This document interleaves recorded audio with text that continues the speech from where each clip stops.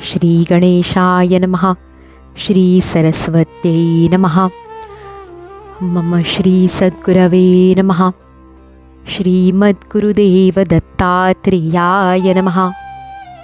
नमो भगवते वासुदेवाय. चपळपणमनाचे मोडिता मोडवेना, सकळ स्वजनमाया तोडिता तोडवेना. घडी घडी विघडे हा निश्चयो अंतरीचा, म्हणून करुणा हे बोलतो दीनवाचा. श्रीमद्भागवत महापुराणम् एकादश स्कंध अथ विंशोऽध्यायः. ज्ञानयोग, कर्मयोग आणि भक्तियोग. उद्धव म्हणाला, हे कमलनयन श्रीकृष्णा, कर्मांचे गुणदोष पाहूनच वेदांनी विधिनिषेध सांगितले आहेत आणि शिवाय वेद ही आपलीच ईश्वराची वाणी आहे.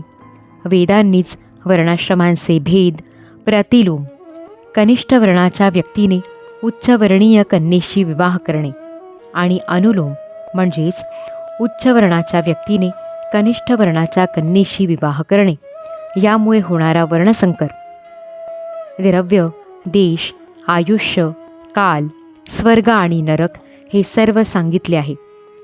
अशा प्रकारे विधिनिषेध सांगणारे आपले वेदवाणी रूप वचन गुणदोषांमधील भेद पाहून आचरल्याशिवाय माणसांचे परमकल्याण कसे करणार? हे सर्व शक्तिमान परमेश्वरा, आपले वेदच पितर, देव, माणसे यांना कल्याणाचा मार्ग दाखविणारे डोळे आहेत. कारण या डोळ्यांनी स्वर्ग, मोक्ष, जगाचे कारण इत्यादी अन्य प्रमाणांनी न कळणाऱ्या वस्तू व त्यांची साधने दिसतात. गुणदोषांमधील भेददृष्टी वेदवाणीच आहे, कोणा माणसाची नव्हे. आणि वेदांनी भेददृष्टीचा निषेधही केला आहे. यामुळेच माझ्या मनात संशय उत्पन्न झाला आहे. भगवान श्रीकृष्ण म्हणाले, मीच मनुष्य मात्राच्या कल्याणासाठी ज्ञान, कर्म आणि भक्ती या 3 युगांचा उपदेश केला आहे. या व्यतिरिक्त दुसरा कोणताही उपाय कोठेही नाही. ज्यांनी कर्मे आणि त्यांची फळे यांपासून विरक्त होऊन त्यांचा त्याग केला आहे ते ज्ञानयोगाचे अधिकारी होत. या उलट ज्यांच्या चित्तामध्ये वैराग्य उत्पन्न झालेले नसते, उलट त्यांची कामना असते, त्यांच्यासाठी कर्मयोग सांगितलेला आहे. पण जो मनुष्य अत्यंत विरक्तही नाही आणि अतिशय आसक्तही नाही, तसेच ज्याला पूर्वपुण्याईमुळे माझ्या कथा इत्यादींमध्ये श्रद्धा उत्पन्न झालेली असते, त्याला भक्तियोगाने सिद्धी प्राप्त होते. जोपर्यंत वैराग्य निर्माण होत नाही किंवा जोपर्यंत माझ्या कथांचे श्रवण, कीर्तन इत्यादींविषयी श्रद्धा उत्पन्न होत नाही, तोपर्यंत कर्मे करावीत. उद्धवा, आपापल्या वर्णाश्रम धर्मानुसार फळाची आशा न करता यज्ञादी सत्कर्म केली आणि निषिद्ध कर्मे केली नाहीत, तर त्याला स्वर्ग नरकात जावे लागत नाही. आपल्या धर्माच्या ठिकाणी निष्ठा ठेवणारा या देहात राहूनच निषिद्ध कर्मे न करण्याने पवित्र होतो. त्याला विशुद्ध ज्ञान प्राप्त होते आणि त्याचे भाग्य असल्यास त्याला माझी भक्ती प्राप्त होते. स्वर्गातील देव आणि नरकातील लोकसुद्धा या मनुष्य देहाची इच्छा करतात, कारण हे शरीरच ज्ञान किंवा भक्ती यांचे साधन आहे. स्वर्गीय किंवा नारकीय शरीरे फक्त भोगसाधने आहेत. विचारवंताने स्वर्ग, नरक किंवा हा देह यापैकी कशाचीही कामना करू नये, कारण देहात अहमबुद्धी बाळगल्यामुळेच त्याच्याकडून प्रमाद घडतात. या शरीराला मरण असूनही ते परमात्मा प्राप्ती करून देणारे आहे, असा विचार करून माणसाने सावधपणे मृत्यू येण्यापूर्वीच पुनर्जन्म टाळण्याचा प्रयत्न करावा. हे शरीर एक वृक्ष आहे. यावर घरटे तयार करून जीवरूपी पक्षी त्यात राहतो. पक्षी जसा तुटणारे झाड सोडून सुरक्षित जागी उडून जातो, त्याप्रमाणेच या शरीर वृक्षाला सुद्धा यमासारखे निर्दय पुरुष रात्रंदिवस तोडतच असलेले पाहून व त्यामुळे आपले आयुष्य क्षीण होत असलेले जाणून विषय लंपट नसलेला जीव भयकंपित होऊन शरीराची आसक्ती सोडून देतो व परमात्म तत्व जाणून घेऊन शांत होतो. सर्व फळांची प्राप्ती करून देणारे पण मिळण्यास अत्यंत कठीण असे मानव शरीर ही एक सुदृढ नाव आहे. गुरूंना तिचे कर्णधार करून आणि मलाच अनुकूल वायू करून जो मनुष्य या संसार सागरातून पार होत नाही तो आत्मघातकीच होय. कर्मांमध्ये दोष पाहून त्यांचा उबग आल्यामुळे विरक्त झालेल्या योग्याने इंद्रियांवर ताबा मिळवून अभ्यासाने आपले मन स्थिर करावे. स्थिर करताना जर मन चंचल होऊन इकडे तिकडे भटकू लागले तर ताबडतोब आळस न करता त्याची समजूत घालून ते आपल्या ताब्यात आणावे. इंद्रिय आणि प्राण यांच्यावर विजय मिळवून मनाच्या हालचालींकडे दुर्लक्ष करू नये. नंतर सत्वसंपन्न बुद्धीने मनाला आपल्या ताब्यात घ्यावे. घोडेस्वार जसा प्रथम घोड्याच्या कलाने घेऊन नंतर त्याला आपल्या इच्छेप्रमाणे चालवतो, त्याचप्रमाणे मनाचे भाव जाणून घेऊन मनाला आपल्या ताब्यात ठेवणे हाच खरा योग होय.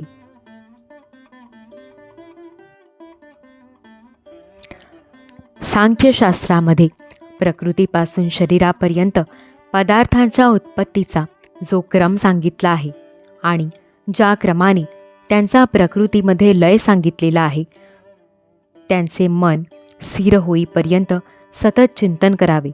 जो मनुष्य विषयांचा उबग आल्याने संसारातून विरक्त झाला आहे आणि जो गुरूंचा उपदेश चांगल्या प्रकारे जाणून घेऊन आत्मस्वरूपाच्या चिंतनात मग्न राहतो त्याचे मन चंचलता सोडून देते.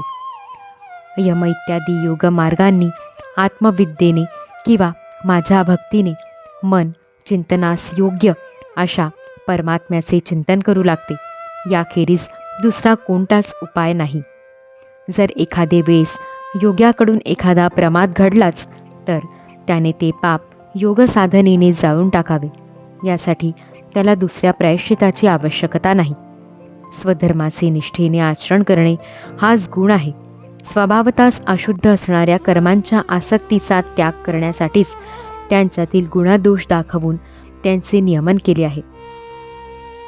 माझ्या कथांमध्ये ज्याला श्रद्धा आहे आणि ज्याला सर्व कर्मांविषयी वैराग्य उत्पन्न झाले आहे, तसेच ज्याला सर्व विषय दुःखरूप आहेत हेही माहीत आहे, पण तो ते सोडू शकत नसला तरी त्याने दृढ निश्चयाने श्रद्धेने आणि प्रेमाने माझे भजन करावेच.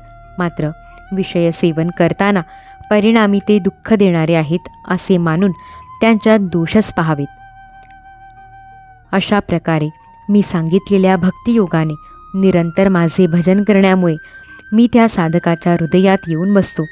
यामुळे त्याच्या हृदयातील सर्व वासना नष्ट होतात. अशा तऱ्हेने जेव्हा त्याला माझा सर्वात्म्याचा साक्षात्कार होतो तेव्हा त्याच्या हृदयातील अज्ञान दूर होते. त्याचे सर्व संशय छिन्न विछिन्न होतात आणि कर्मवासना सर्वथैव क्षीण होऊन जातात. असा माझ्या भक्तीने युक्त असलेला जो योगी माझ्या चिंतनात मग्न राहतो त्याला ज्ञान किंवा वैराग्य नसले तरी इहलोकी त्याचे कल्याण निश्चितपणे होते. कर्म, तपश्चर्या, ज्ञान, वैराग्य, योगाभ्यास, दानधर्म आणि अन्य कल्याण साधनांनी जे प्राप्त होऊ शकते ते सर्व माझा भक्त माझ्या भक्तियोगाने स्वर्ग, मोक्ष किंवा माझे वैकुंठधाम यापैकी ज्याची इच्छा करतो ते सहजासहजी मिळवितो. माझे अनन्य प्रेमी, धीर, साधू भक्त स्वतः तर कशाचीच इच्छा करीत नाहीत. किंबहुना मी त्यांना कैवल्य किंवा पुनर्जन्माचा अभाव जरी देऊ केला तरी तो सुद्धा ते घेऊ इच्छित नाहीत. कशाचीही अपेक्षा न करणे यालाच श्रेष्ठ निःश्रेयस म्हणतात. म्हणून ज्याला कोणतीही कामना किंवा अपेक्षा नाही त्याचीच माझे ठिकाणी भक्ती निर्माण होते.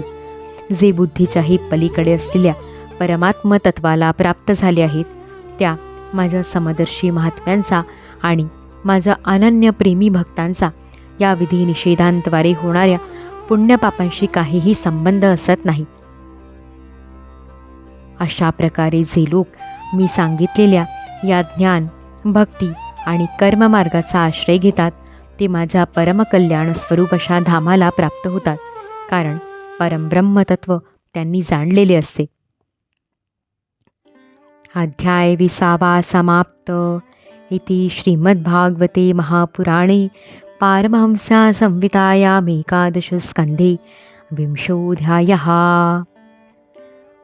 ऋषिकेशमेवाग्मनकायजातं हरे ज्ञानतो विश्वसाक्षिन्